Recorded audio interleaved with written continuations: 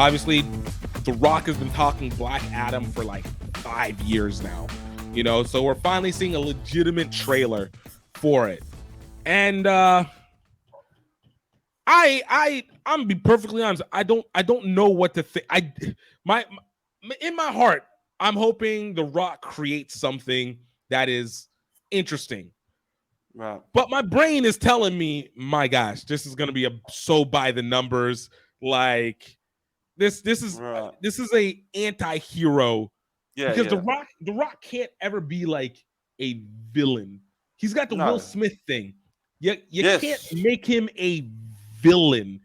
You can make him push the edge, but can he actually cross over and have the redemptive arc for it? And when I'm watching the trailer, I'm getting no extremities on it. I'm getting a person who is tough, cynical, takes it to the edge, but Kills he's not going people. to push you over. He's not the guy that I'm going like, this is who Shazam is going to end up facing off against at some point in time. Yeah. And it's going to be Well, I mean, it gave us, for me, who knows nothing about Black Adam whatsoever, never even heard of him before this movie started going in production. For someone who knows nothing about him, I at least I got a good sense of where this story was. At least this character, he said he was born a slave. Yeah. A little bit of, a little sympathy there. Mm-hmm. Killed. Rose again with superpowers. His son died to save him. So there's a nice little backstory there, and there's a sympathetic kind of a backstory, but kind of I can see how this character might be bitter. I can see why he might be violent. He's got good reason to be violent. He says he kills people, but you don't really see him do anything there that you think, oh my gosh, he's going to be like the Joker. He's going to be like, he throws, you see that guy bang him on the head, I think, and then he goes to bang a head, then you see him being thrown. Which is a very soft, if it was Billy the Butcher, he would have grabbed that and stabbed him in the skull, right? But he's, if that's Homelander, he oh God knows what he would do to him if I was Handler. So it's not going to go there. Right. It's not going to go there. But you're right. This is going to be an anti-hero, but we're not going to get something here that's going to break the Rock brand. And that's where I'm like when you have a movie like this and you've had this much control and you've been working to build it up, you have to push an edge, especially when it comes to DC. Like the biggest value they've had so far has been developing villains. The villains can be sympathetic, but you still know that they are ultimately villains in most ways. They will cross the line, even if you're empathetic to why they cross the line. And I don't get that feeling from it. And again, I don't think The Rock is willing to risk his brand to actually push the edge of how dark he can really go. And I'm hoping, again, this is just a trailer, so maybe they're showing some light to be able to do it, but history says otherwise. This looks very safe. You're right. It looks very safe. It's interesting. You look into the idea of the anti-hero and how dark you can go. And I've been talking to a friend recently about the new season 3 of Barry. Mm-hmm. Oh my goodness! That is the darkest I have. God. So how do you feel about? I'm curious about. How do you feel about? Me and my mate were put off. Like we're kind of not with him much now. As a character. That's exactly because based off of the first 2 seasons that we had of Barry, it was like, yo, reluctant to do all this, and you're trying to find your way out. But now it's just like, it's not scorched earth, but it's almost like it's a level of Lost that I don't think I was prepared for how dark it was going to be for this season. You can't support Barry, but at the same time, it's like I feel bad for him, but I'm also like, yo, you deserve to get caught. That's my feeling. I mean, you deserve. You're getting the repercussions of your actions. Like, you know what? It reminded me of what I didn't feel like we got from what's the movie about the guy who's a serial killer who killed only Dexter. bad guys? Dexter. It's what we didn't get from Dexter is what we're getting here. And it's like I want him to be caught. And at the same time, I want him to be redeemed because there was good stuff, but it's like, yo, something has to give. And I find it fascinating. I'm just going because you've just said everything I absolutely agree with. My friend agrees with me too that somehow this character of Barry has lost us, and yet he's nowhere near as bad as maybe like Fuchs going out. Well, Fuchs is interesting. I still find Fuchs interesting, right? Yeah. But you look at other shows, Walter White. I'm still super invested in Walter White. Right. He killed what? He kills a zillion people. So many. Homelander. I'm still invested in the character of Homelander. I'm still invested in all these Dexter for the most part. I was invested in Dexter all the way up to the last season. Yeah. These are bad people who do bad things. And I'm still invested in them. Jamie Lannister, the whole Lannister family for that matter. So why do I continue with those characters and I'm not continuing with Barry? That's a question. Yeah. I'm fascinated. I've got to, so it was something for us, some homework to think about. The anti-hero, there's something, and it might be go back to what you kind of said, is we were built up to believe this was a person on the mend. Yeah. We grew up to believe that this was a person who was trying to better themselves, and instead he's looked at the chance to be better and just gone worse. Yeah. He doesn't seem to care about that. Yes. And now it's beginning to affect how I feel about the other characters, even Gene Cousineau and his girlfriend. Yeah. And I'm beginning to think, Fuchs is really the character I really like. Stephen Root's a bit of a legend, like in his own kind of way. And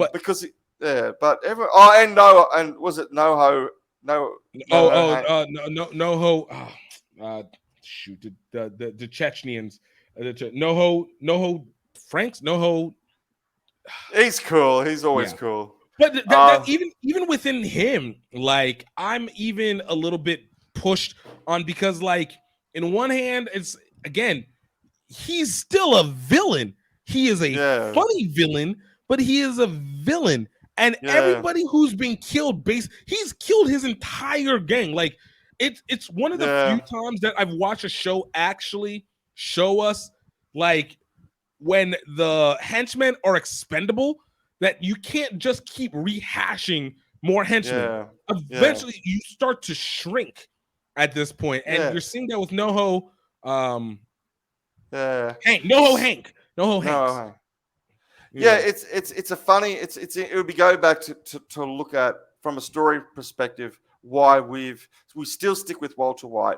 We still stick with any number of, but even back to what my latest obsession, which is season 3 now, The Wire. Yeah. Someone like Stringer, you still, despite all the despicable things they do, you're still invested. And yet with Barry and all these other characters, you stop being invested in them, and that's a writing thing. There's something that they've switched something there on us as an audience.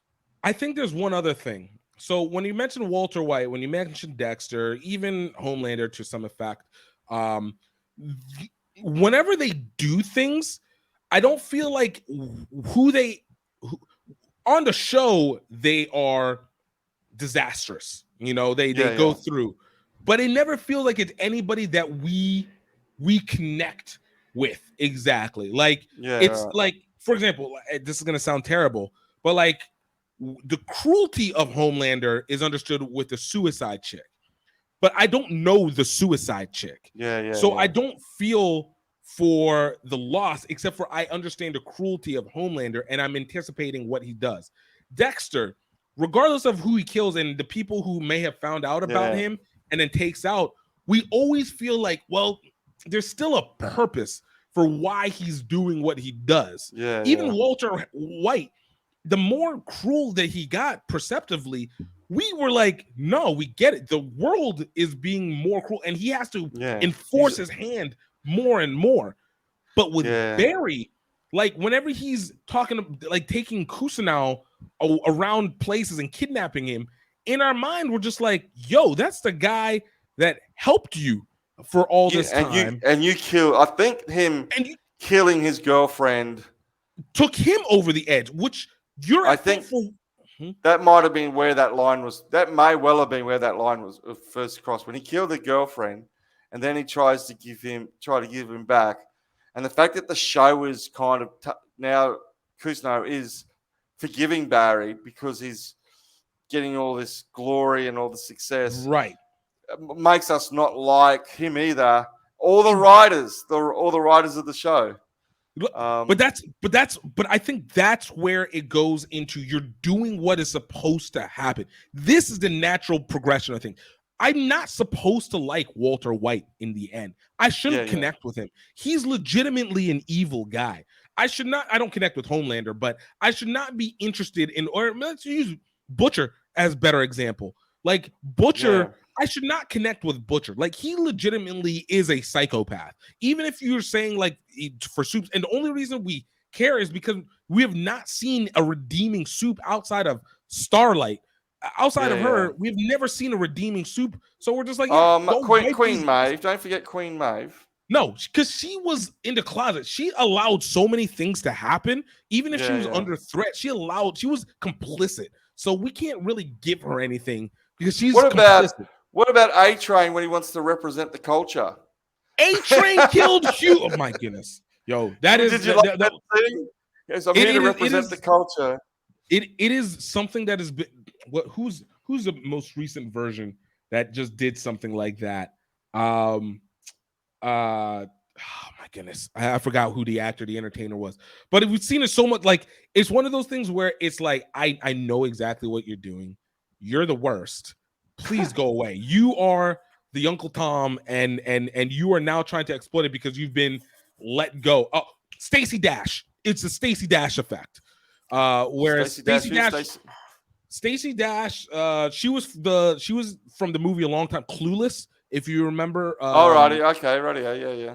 And so she kind of went through this wave where she became one of the hottest people in hip hop, but then like she turned maybe a little bit before Trump, maybe like a year or two before Trump came into power, maybe a year, and she became a Fox News conservative. And just was like lambasting the Black community and lambasting things that would be presented in this anti-liberal something, completely got bastioned against by the community. And then whenever the conservatives basically threw her out after Fox News threw her, they were like, you're good. We already use you. You've been our black face long enough. Then she tried to come back and be like, yo, I represent and we got to do it for the community and we're helping. And it's like, no, you trashed it. You're trash and complete. And that's what it felt like with the A-Train situation. Like, again, no redeeming factors with them. So if anything happens to them, I don't care. Like, there's been nobody outside of Starlight. Starlight is the only super that we can say is like, okay, maybe she's not that bad. And that's a tough one. They are pretty bad. So yeah, when Butcher kills Soups, which he does in cold blood, remember Haley Osmond, whatever. Yeah, he kills him in the worst possible way, and then he kills old mate, the Hawkeye Punisher kind of character, just slicing him. He doesn't need to kill him. Like he's got the information. He's like, nah, I'm gonna kill. Because he truly hates Soups. Exactly, but again, nothing redeeming. So to the point that I was making with Barry now, it doesn't feel like the people that he takes out are necessarily are bad or anything. It just feels now like you're just going on a wave and it's aimless and you're truly trying to pull these people into your vortex of darkness, and hence it brings out their darkness simultaneously, and so everybody's just hateable. The other thing he did, which the show does kind of pull him up from, like there are consequences to it, but I still hate he did it, was when he yelled and screamed at his girlfriend. Right. That was like, dude, you don't do that. Like, you know, like, and of course her assistant or her co-actor. The co-star. Yeah. Let's remind our friends to please click on the subscribe button and hit that notification bell so you know when we have new videos out. Subscribe! Double die or die.